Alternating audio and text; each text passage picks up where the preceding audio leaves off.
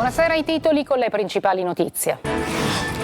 Crisi idrica in Sicilia, Enna e Caltanissetta. Non è stato il solito Natale. Il razionamento dell'acqua ha reso difficile anche invitare amici e parenti e sarà così anche a Capodanno.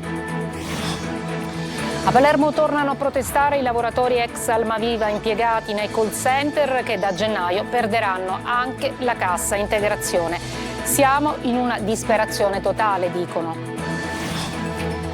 Messina, va avanti l'inchiesta sulle morti sospette all'ospedale Papardo. Lunedì nuovo sopralluogo degli esperti della procura che ha iscritto nel registro degli indagati altre 5 persone.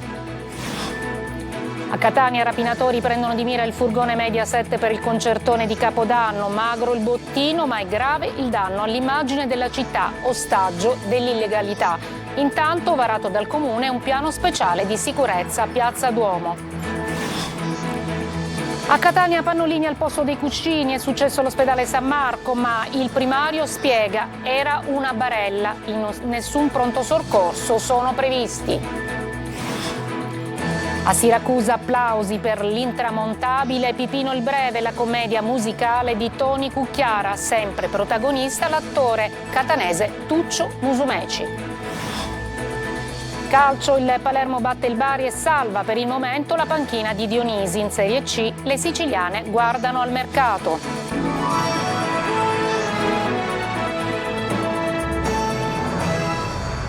Buonasera, eccoci dunque. Crisi idrica in Sicilia che sembra non avere ancora soluzione. Infatti per molte famiglie a Enna e Caltanissetta non è stato il solito Natale. Il razionamento dell'acqua che continua ad arrivare a turni dai 4 ai 5 giorni ha reso impossibile anche invitare amici e parenti. Il servizio di Rita Cinardi.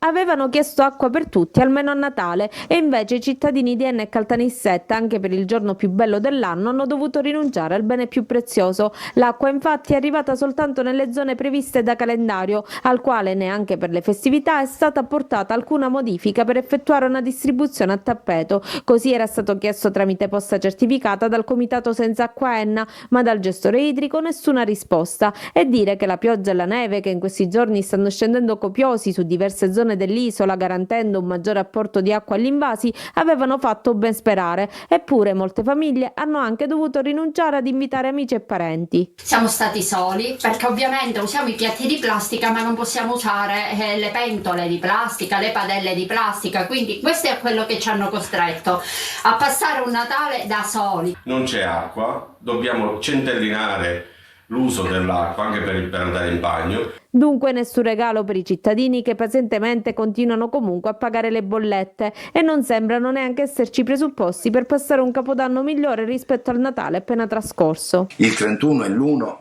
nel quale saremo costretti ancora una volta a rinunciare al nostro cenone in famiglia o a ridimensionarlo perché non vi è certezza nell'erogazione dell'acqua. E se ad Enna i turni al momento sono di 4 giorni, a Caltanissetta e San Cataldo va anche peggio. L'acqua viene distribuita ogni 5 giorni e in alcune contrade servite dal consorzio di bonifica si arriva anche a 2 settimane, con cittadini ancora costretti a ricorrere al servizio di autobotti private.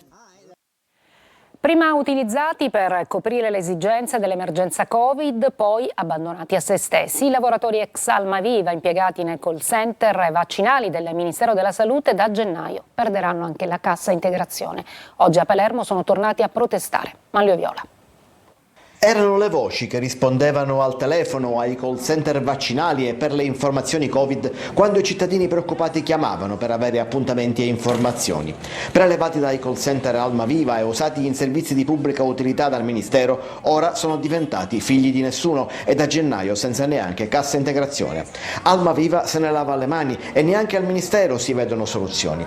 È la situazione che vivono 494 addetti ai call center per i quali il 31 dicembre scade l'ultima cassa integrazione e all'orizzonte non c'è alcuna proroga né alcun lavoro. Sono disperati e sono scesi in piazza nel pomeriggio a Palermo dopo un incontro infruttuoso questa mattina al Ministero. Siamo qui proprio per capire quali sono le speranze a cui aggrapparsi e cosa di concreto può ancora nascere in questi 4 giorni, perché appunto allo stato attuale, a parte la NASPI, non c'è nessun progetto né nulla. Chiediamo alla politica locale, ma anche al governo centrale, di fare immediatamente qualcosa per noi, perché siamo arrivati con l'acqua alla gola. Dalla regione si sta lavorando per ricollocare una quota fra 100 e 150 di loro in altre aziende partner che hanno attualmente in corso contratti regionali, ma ai lavoratori non basta, non solo perché è una collocazione provvisoria, ma anche perché oltre 2/3 di loro dal 1 gennaio potrà contare soltanto sulla disoccupazione, la NASPI. Abbiamo chiesto un ulteriore incontro per giorno 30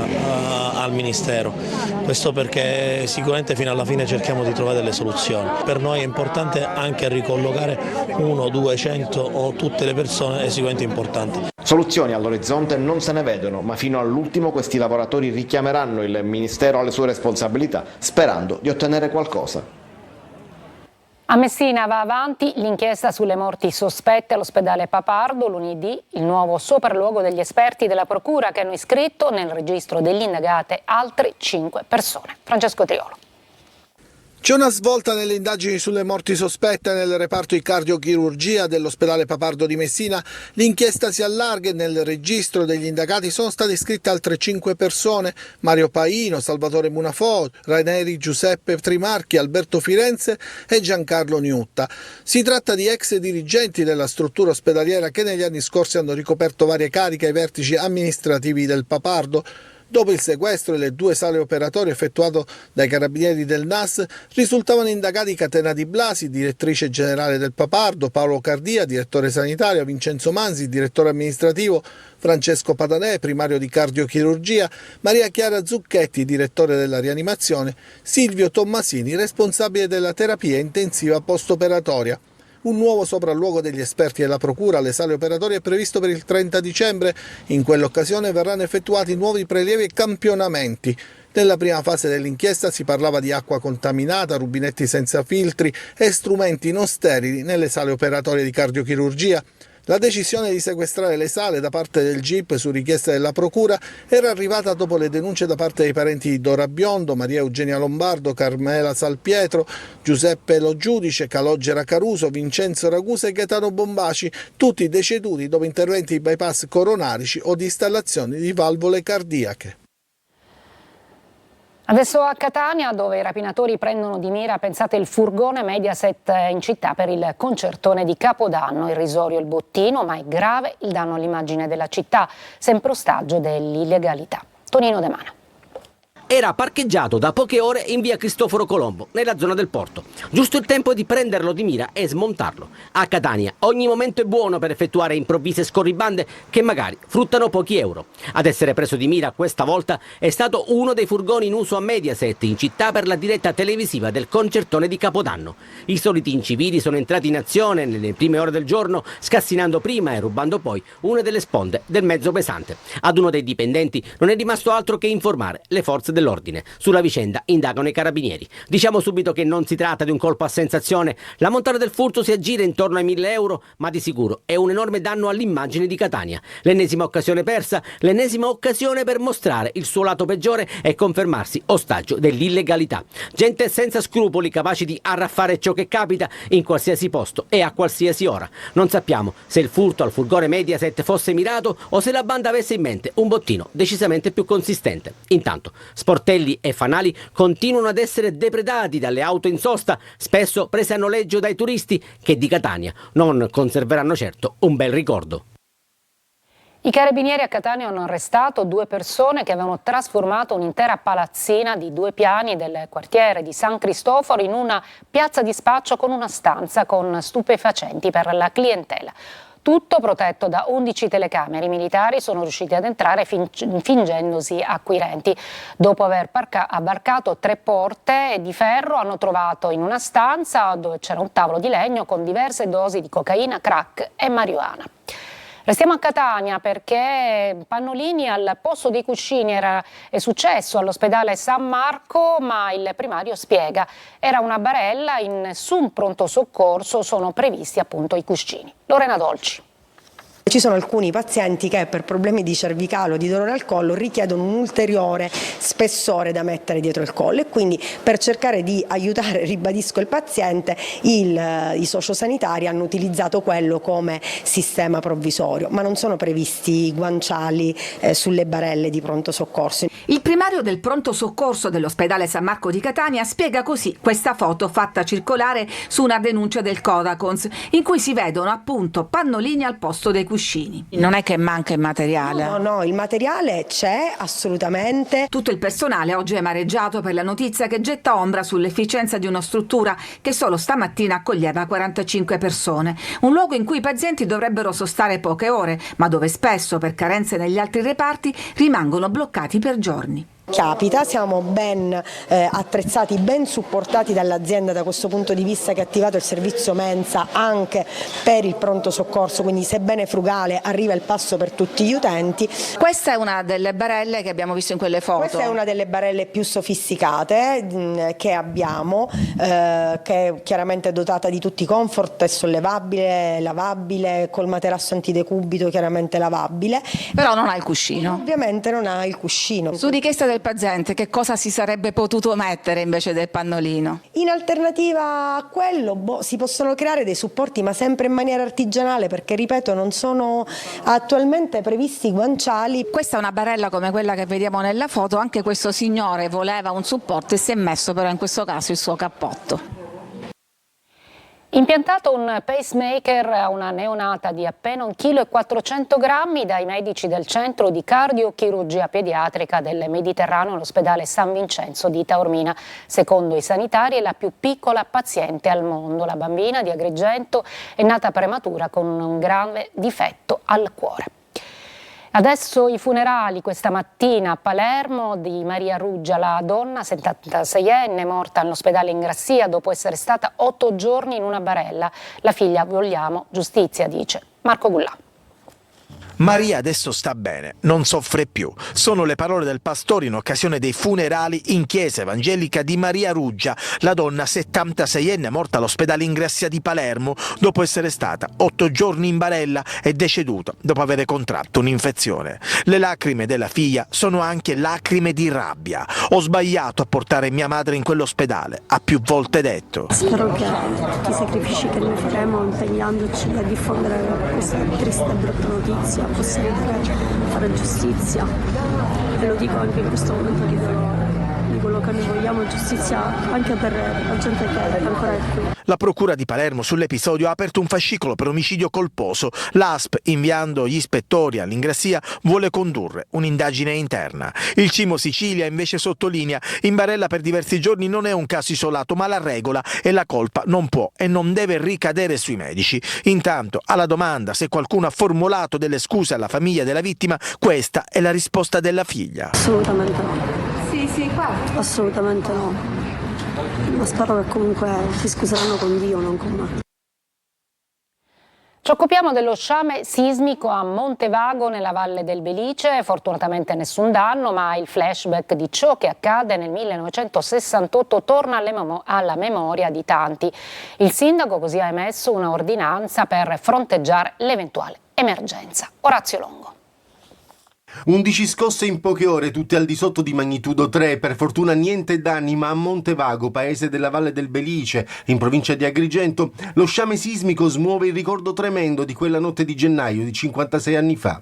Il sindaco ha emesso un'ordinanza per porre in essere, così ha scritto, ogni azione utile a fronteggiare l'eventuale emergenza e ha attivato il centro operativo comunale.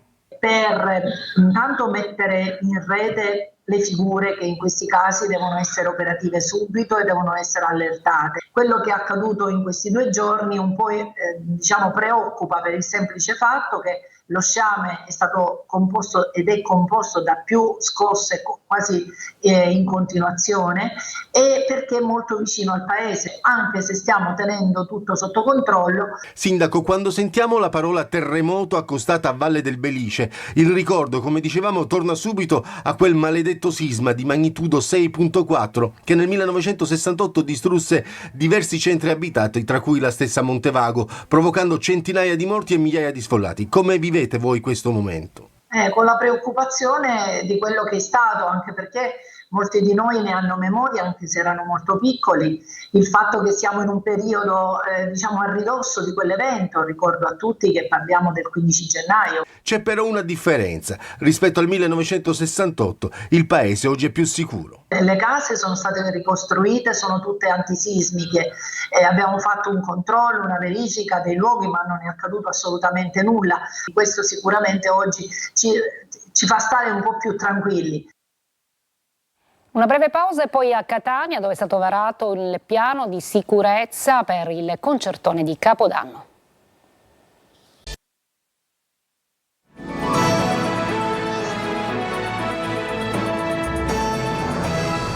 Concertone di Capodanno a Catania ha varato un piano speciale di sicurezza. In Piazza Duomo potranno accedere 7.600 persone, mobilitati forze dell'ordine e soccorritori. Metropolitana aperta fino alle 3 del mattino. Tonino De Mana. Ingressi contingentati, 7.600 persone, varchi presidiati da forze dell'ordine e steward, un piano di sicurezza ed uno di trasporti, delle grandi occasioni. Catania si prepara al concertone di Capodanno, un evento in diretta televisiva che richiede uomini e mezzi con il coordinamento del prefetto Librizzi e del questore Bellassai. 2 maxi schermo saranno sistemati in piazza Università, da dove sarà possibile accedere dai varchi presidiati di via Etnea e via Euplioreina. L'amministrazione comunale, d'intesa con AMTS ed FCE, ha varato un piano di aree di sosta nei pressi del centro storico che sarà collegato con BRT e metro. Ultima corsa bus AMTS ore 2:30 e su specifica richiesta del sindaco Trantino la metropolitana rimarrà aperta fino alle 3 del mattino. I pullman organizzati potranno sostare all'interno dell'area portuale. Il comune di Catania, che attiverà il COC per il miglior coordinamento degli eventuali interventi in emergenza, adotterà specifiche ordinanze che prevedono il divieto di somministrazione di bevande alcoliche e comunque l'utilizzo di bicchieri e contenitori in vetro. Il piano sanitario ha previsto un'unità mobile operativa in piazza Università, ambulanze con personale medico ed infermieristico e diverse squadre di soccorritori appiedati. Gli spettacoli con Pipino il Breve, la commedia musicale di Toni Cucchiara con protagonista Tuccio Musumeci, in scena al Teatro Massimo di Siracusa, ma a gennaio arriverà anche a Catania. Francesco Loi. Stare all'età mia, va bene, accovacciato su chipere storte e tutte cose, è una tragedia. Il grande Tuccio Musumeci ci scherza su. Tra lui e Pipino il Breve c'è una sorta di amore e odio. Si dice stanco ma allo stesso tempo entusiasta per il grande successo. Ha girato il mondo e le standing ovation non sono mai mancate. Siamo stati 2 volte a Broadway in America, Australia, Argentina, Brasile, Canada. Pipino il Breve va visto almeno una volta nella vita. La storia del re di Francia anziano che trova l'amore nella figlia dei sovrani di Ungheria, Berta, ma durante il viaggio la ragazza incontra la subdola falista che le somiglia e ne approfitta per scambiarsi a lei. Ti prego, si può, portami cutia, è una proposta che mi alletta assai. Berta, risparmiata alla morte, sarà costretta a sparire e soltanto 7 anni dopo Pipino scoprirà l'inganno grazie ai disegni su una tela tessuta proprio dalla donna. Berta, evviva, il sale salva! Tanti applausi al Teatro Massimo di Siracusa e certamente sarà lo stesso anche al Brancati di Catania, dal 4 al 6 gennaio. La grinta di Tuccio, a 90 anni, non passa inosservata. Qual è il segreto? Non lo so neanche io. Se mi chiedete, dice, qual è il segreto? Difatti io ho l'inverno a casa, dove mia moglie, i miei figli dice, ma ancora Pipino, non ne posso più veramente. Presentata nella sala consiliare del comune di Sant'Alfio la ristampa del volume Sant'Alfio, un castagno, una regina. Nel volume è narrata la storia millenaria del castagno, avvolta tra leggenda e aneddoti, che ha ispirato l'opera di tantissimi artisti, tra scrittori, pittori e fotografi.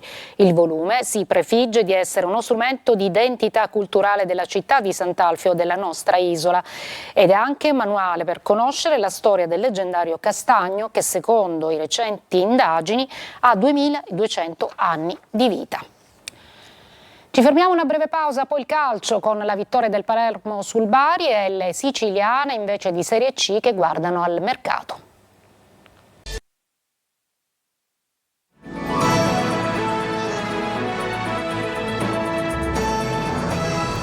Eccoci al calcio, il Palermo batte il Bari, salva la panchina di Dionisi, ma il successo non soddisfa i tifosi rosanero che fischiano e contestano squadra e società. Marco Gullà.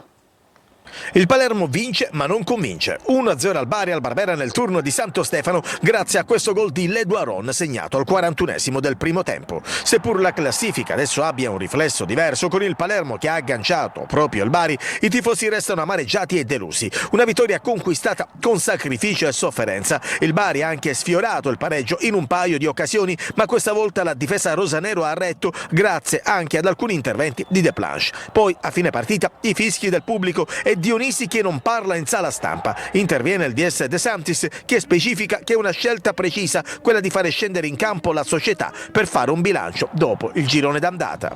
È un segnale che non era importante solo oggi ma che è importante anche per il futuro. La continuità di risultati deve essere il nostro obiettivo principale insieme alle prestazioni, perché finisce il girone d'andata, finisce con un bottino di punti che non ci può rendere soddisfatti, ma finisce un girone d'andata con la prospettiva che tra 3 giorni, iniziando quello di ritorno, si possa ottenere di più e si possa riposizionare il Palermo nelle posizioni più alte di classifica che merita.